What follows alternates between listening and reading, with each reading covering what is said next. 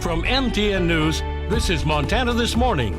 A Montana coal mine getting a $1 million fine for safety violations. Coming up, learn why neighbors think the owners can improve and should be allowed to stay open. Well, happy Tuesday, Southwest Montana. You see a little snow on the road there in the mining city. That's our community hospital of Anaconda ICAM. Wow, just interesting weather, so sporadic and changing. We'd get those bursts of snow along with wind, Yeah. and then the snow stopped and Yeah. the wind continues and you still couldn't see. Right. It's kind of crazy. This morning, definitely dealing with the frigid temperatures. A lot of areas already into the single digits. Luckily, we don't have a lot of wind.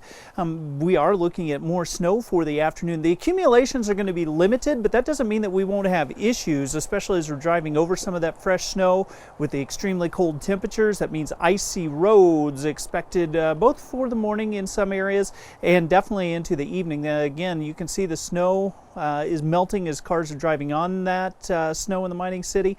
Temperatures are frigid. We do expect slick conditions, so leave some extra time both for the morning and evening today. We'll talk more in depth about this in just a few minutes. Thank you, Matt. 6:32 now, our top story this half hour. Federal court says the owners of Signal Peak, which is an underground coal mine near Roundup, are guilty of violating mining health and safety standards. Company now faces a $1 million fine. But neighbors and a major ranching operation near the mine remain optimistic the company can change its ways. MTN's Andrea Lutz tells us why. The owners of Signal Peak, who operate an underground coal mine near Roundup, are sentenced in federal court to $1 million for violating safety and health standards. But now residents and property owners, including a ranching operation that are near that mine, say they're cautious that the company will actually change its ways.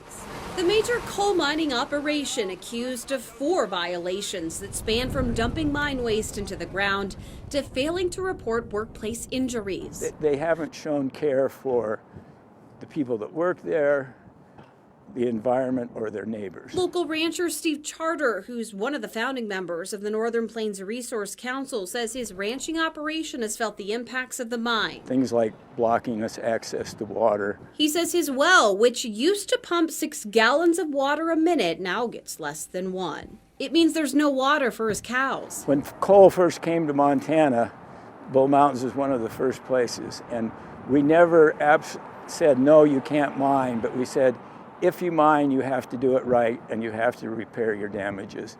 And that's been an ongoing fight for 50 years. As for others, they're concerned the company won't change its ethics as they look to expand mining operations. We might as well sell out to them. My place will be worthless. Pat Teeley says it's concerning that Signal Peak owners went right downstairs after sentencing to pay that $1 million fine. Obviously, the real owners of this operation are unaffected if they can just throw out $1 million and walk away. Signal Peak, though, maintains the charges come from a few bad actors who were terminated immediately following the violations, also saying the company is a victim, suffering millions in losses. In court, Judge Tim Cavan placed Signal Peak on a 3-year probation. An attorney for the company, John Sullivan, says they get it. But when it comes to his ranch, Charter hopes a new month will bring a new relationship with Signal Peak. As of 1st of February, there's new leadership at the mine. And we are very hopeful that they could start changing some of this behavior and be more responsible. In Billings, Andrea Lutz, MTN News. In other news on this Tuesday, Yellowstone National Park wants to hear from people on alternatives for managing bison. 30-day comment period is underway with 3 alternatives that raise the number of bison and how those numbers would be maintained. Park officials say new scientific information and changed circumstances allow them a chance to look at different ways to deal with the animal. Goal is to have a sustainable population of wild, wide-ranging bison while dealing with brucellosis transmission, safety, property damage, and tribal hunting outside the park. First alternative would be no change to what the Interagency Bison Management Plan does now, but increases the number of bison sent to Indian tribes. Bison herd would be kept at 3,500 to 5,000 animals after calving. Second possible plan increases the size of the herd to 4,500 to 6,000 bison after calving. It would also add the shipment of more bison and to tribes and increase tribal hunting. The number of bison sent to slaughter would be reduced. Last alternative would make the park home to the highest number of bison, 5,500 to 8,000 after calving. There would be no shipping of animals to slaughter. Controlling bison numbers would come through natural selection, dispersal, and tribal and public harvests. You can find links to 2 virtual meetings explaining the proposals on our website. There's a deadline of Monday, February 28th to get your comments to the Park Service.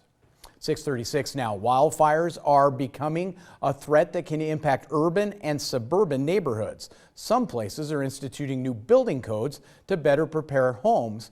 But as Vanessa Mishanya shows us, the changes concern people nationwide who worry about affordable housing. Even for experts, watching the Marshall Fire rip through suburban neighborhoods in Colorado was a chilling indication of what wildfires are truly capable of. This is a well-populated area, there's well-manicured lawns, and the fire still pushed through. So it's a good reminder that nobody is really immune to it. Captain Thomas Schutz is the public information officer for CAL FIRE in San Diego County. One of his main jobs is getting the message out to the public about how fire prevention starts at the home. From creating defensible spaces and clearing brush and wood chips near their home to making sure everything is up to code, both homeowners and developers play a huge role in this. These are privately owned properties, and so we're really counting on folks to do their part on their property to clear around their homes to give themselves a fighting chance. Over the next 2 weeks, CAL FIRE is going to be updating the state's fire maps for the first time since 2007. This is a big deal because these maps designate the fire risk in every area around the state, and more urban and suburban areas are expected to see that risk level become elevated.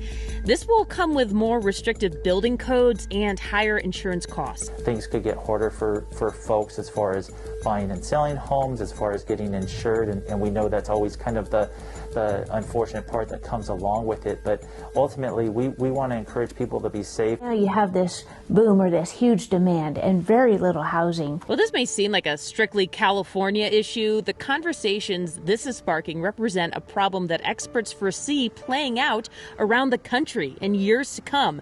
The impasse between the need to build more homes to help the affordable housing crisis versus the need to restrict housing development because of fire risk. We've got to put our arms around that and really wrestle and figure out what are our priorities, what we really need to have, and how do we support families. Lori Filer is the president and CEO of the Building Industry Association of San Diego. She's watched low and middle income families get pushed out of urban centers because of home and rent prices. She believes the codes in place are solid the way they are, and the answer is not making them more restrictive or expensive, but replacing older, outdated homes. The houses that we're building now are more water-wise, they're more energy efficient, they're more fire safe. One thing that really worries firefighters is escape corridors and overcrowding. When evacuations are ordered, people need to get out, and they need to get out fast. And congestion on the roads could be deadly. Builders believe planning efficient evacuation routes is possible with more collaboration between the state and the developers. We are the solution. We're not the evil developer. We are the solution to building the housing. Let's work together. The issue of balancing housing needs and fire safety is a complex one. Moving forward, Thomas hopes the decisions made are made in the name of safety. Sometimes you have very little time to react and to evacuate, and sometimes you have no time and that fire is at your doorstep. Do you want to have a home that can potentially protect your family, at least for the few minutes while the fire is blowing by, to give you a chance to get out, or do you want to have a place that's going to be a death trap? And that's really what it comes down to. I'm Vanessa Mishanya reporting. A story we're going to hear much more about here in the West over the next several years.